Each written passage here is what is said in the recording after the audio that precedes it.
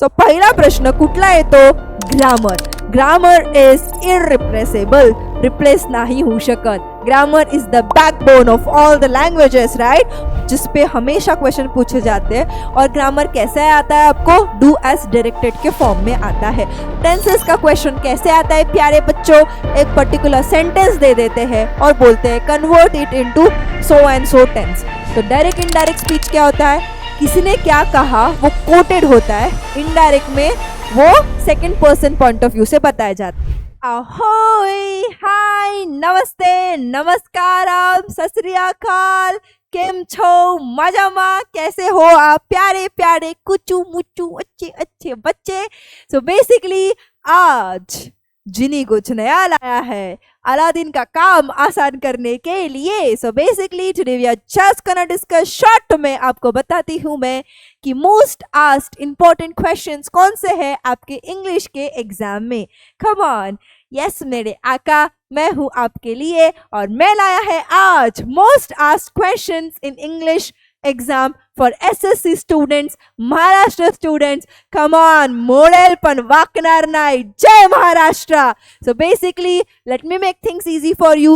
कुछ questions grammar और writing skills में important है, हमेशा आते हैं, बार बार आते हैं और हर बार हम इसे मात दे देते हैं, right? So basically, please make your notes. Let's get you started. Please fasten your seat belts as we're going to take the first ride towards your SSC journey. Come on, let's set, go.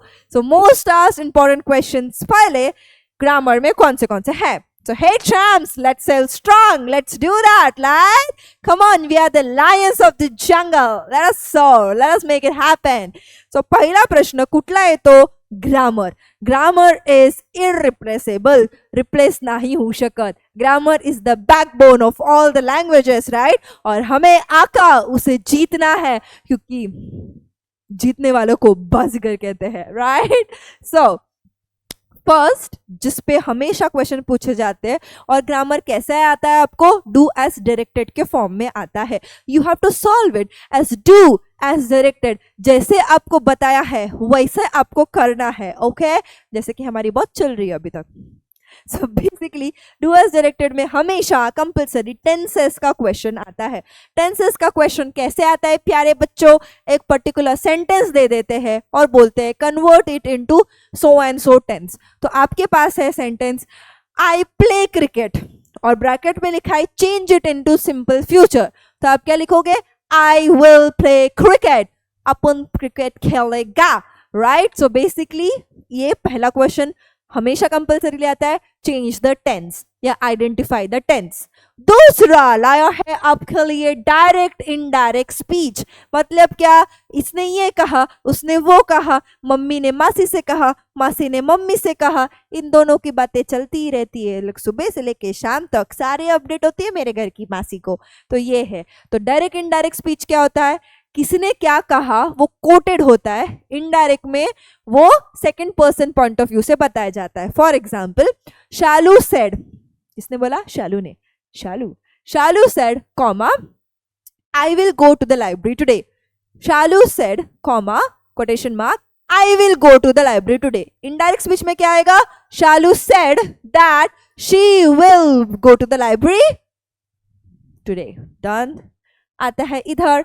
Next आता है आपके लिए active passive voice, जो हमेशा हमेशा आता है. Voice, आवाज बुलंद रहे, इसमें टेंस चेंज नहीं होता है प्यारे बच्चों. So basically active passive voice आता है. आपको एक सेंटेंस दिया जाएगा जो पर्टिकुलर वॉइस में होगा, उसको आपको नेक्स्ट वॉइस में कन्वर्ट करना पड़ेगा. इसके रूल हमने क्लास में सीख लिए थे by the way.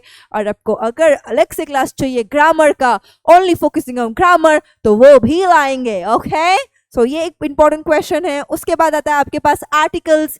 A and the वाले आर्टिकल्स आते हैं आपके पास. एक सेंटेंस दिया है, बीच में फिल इन द ब्लैंक की गई है और बोला है proper article ढालो.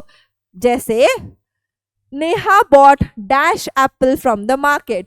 Neha bought dash apple from the market. A आएगा, एन आएगा, द आएगा. एन आएगा बिकॉज कोई स्पेसिफिक एप्पल तो बोला नहीं है. So Neha bought an apple from the market. Next prepositions आते हैं आपको in, on, at, by, with, for बहुत पॉपुलर है, बहुत कॉमन आते हैं। इसके अलावा भी काफ़ी प्रिपोजिशंस है बट ये बहुत कॉमन है। वापस एक वाक्य दिया गया है, एक सेंटेंस दिया गया है, बीच में एक ब्लैंक है और आपको एक प्रॉपर प्रिपोजिशन डालना है।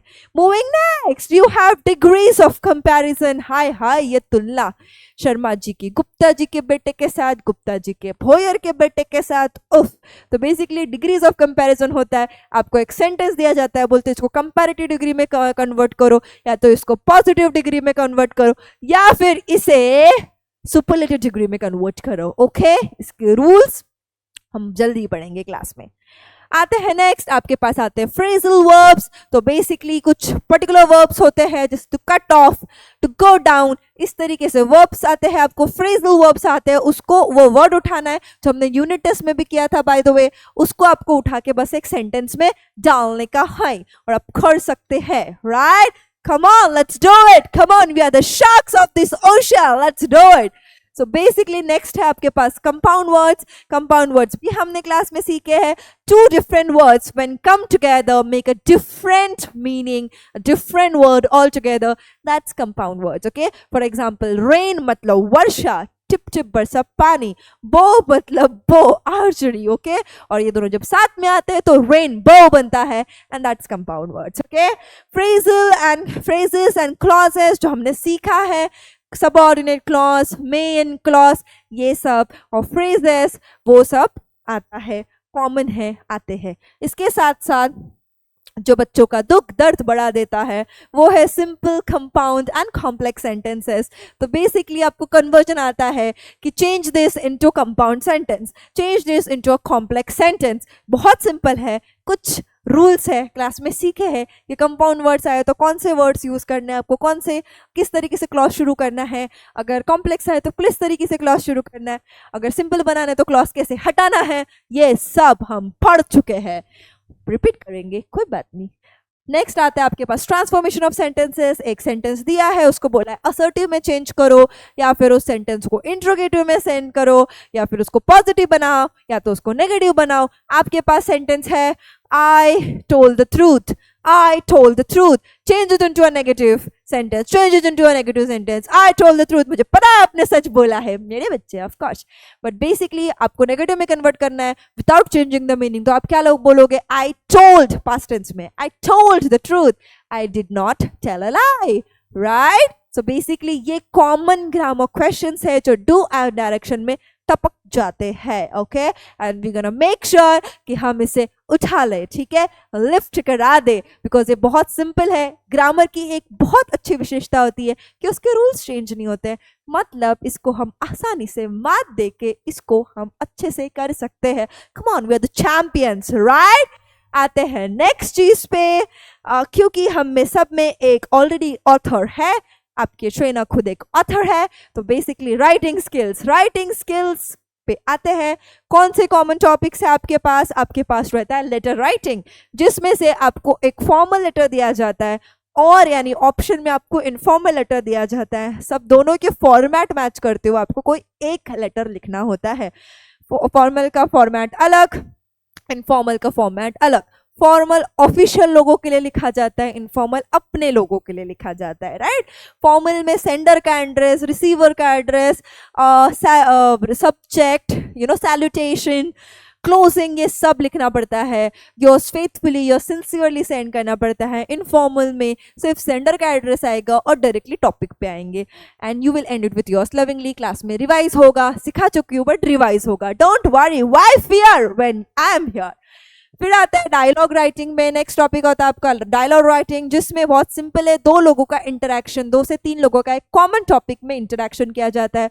बहुत बड़े बड़े कॉम्प्लेक्स सेंटेंसेस नहीं लिखने, कॉमन कॉन्वर्सेशन सेंटेंसेस लिखने। Okay, moving next, report writing. आपको एक न्यूज़ रिपोर्ट बनानी है, कुछ घटना हुई है या कुछ इनॉग्रेशन है या तो कुछ फेस्टिवल है या तो कुछ हुआ है, उसके रिलेटेड डिटेल्स देते हुए आपको एक छोटी सी न्यूज़ रिपोर्ट लिखनी होती है। उसके मैंने टेक्निक बताई थी कि डायरेक्टली लिखना मत शुरू करो, how to make things easy, वो क्लास में सिखाया था, मैं और एक बार सिखा दूंगी। कम ऑन, मैं आपके लिए इतना तो कर ही सकती हूँ, राइट? आते हैं नेक्स्ट पे, आता है स्टोरी राइटिंग। स्टोरी राइटिंग में हमने ऑलरेडी दो चीज़ें देख ली थी कि you know how to begin the story, जब बिगिनिंग देके जाए तो स्टोरी कैसे बनाएंगे, या फिर एंडिंग देके है तो स्टोरी कैसे बनाएंगे, कितनी पैराग्राफ्स में बनाएंगे, 3 to 4 paragraphs more than sufficient. Technique क्या है, first of all frame ideations, once you have the ideations then you can make it into sentences, simple easy peasy lemon squeezy, right. And title देना नहीं भूलना है।